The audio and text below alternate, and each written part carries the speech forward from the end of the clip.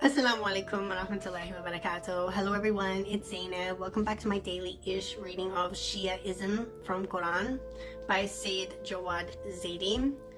So today I'm just going to read you a little passage, just a wee little passage, end of chapter 6. It's called Origin of Shia Islam, which I'm sure you all want to know about. Okay. In the name of Allah, most gracious, most merciful, all praise belongs to Him. Peace and blessings to Prophet Muhammad and his pure family. A'udhu billahi minash shaitanir rajim. Bismillahir rahmanir rahim.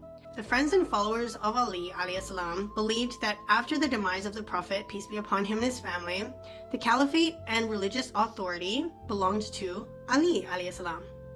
This belief came from their consideration of Ali's position and station in relation to the Prophet, peace be upon him, his relation to the chosen among the companions, as well as his relation to Muslims in general. It was only the events that occurred during the few days of the Prophet's final illness that indicated that there was opposition to their view. Contrary to their expectation, at the very moment when the Prophet, peace be upon him and his family, passed away and his body lay still unburied, while his household and a few companions were occupied with providing for his burial and funeral service, the friends and followers of Ali alayhi salam received news about the activity of another group who had gone to the mosque where the community was gathered, faced with this sudden loss of their leader. This group, which was later to form the majority, set forth in great haste to select a caliph for the Muslims with the aim of ensuring the welfare of the community and solving its immediate problems. They did this without consulting the household of the Prophet, peace be upon him and his family, his relatives, or many of his friends who were busy with the funeral, and without providing them with any information. Thus, Ali alayhi salam and his companions were presented with an undeniable fact. Ali alayhi salam and his friends such as Salman, Bilal, Abu Dhar, Miqdad, and Ammar, after finishing with the burial of the body of the Prophet, peace be upon him and his family, became aware of the proceedings by which the caliph had been selected. They protested against the act of choosing the caliph by consultation or election, and also against those who were responsible for carrying it out. They even presented their own proofs and arguments, but the answer they received was that the welfare of the Muslims was at stake and an immediate selection of a caliph was the only solution. It was this unwarranted and forced selection of the caliphate that separated the majority from the minority.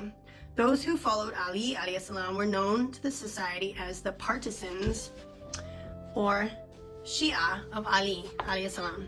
The caliphate of the time was anxious to guard against this appellation being given to the Shi'i minority, and thus to have a Muslim society divided into sections comprised of a majority and a minority. The supporters of the caliph considered the caliphate being a matter of the consensus of the community and called those who objected the opponents of allegiance. They claimed that the Shia stood therefore opposed to Muslim society. Since that time, over 1400 years ago up until today, the Shia were given other pejorative and degrading names such as Rafida, the ones who reject. Shi'ism was condemned from the first moment because of the political situation of the time, and thus it could not accomplish anything through mere political protest. Ali alayhi salam did not rise up against the caliphate. However, his reasons to remain patient while his rightfully appointed position was taken were: number one, he lacked sufficient military power and support at the time, and number two, he wanted to safeguard the well-being of the Muslim Ummah and Islam. Yet those who protested against the established caliphate refused to surrender to the majority in certain questions of faith and continued to hold that the succession go to the Prophet, peace be upon him and his family, and religious authority belonged by right to Ali alayhi salam. They believed that all spiritual and religious matters should be referred to him and invited people to become his followers. If you want to read more about this issue, you can read a book called Shia by Allama Sayyid Muhammad Hussein Tabatabai. Sorry if I pronounced that wrong. And you can find more about this subject on page 4 and 5 of that book, inshallah. Okay. Thank you for joining me, and I hope you will stay tuned for my next video, inshallah. Until then, stay blessed.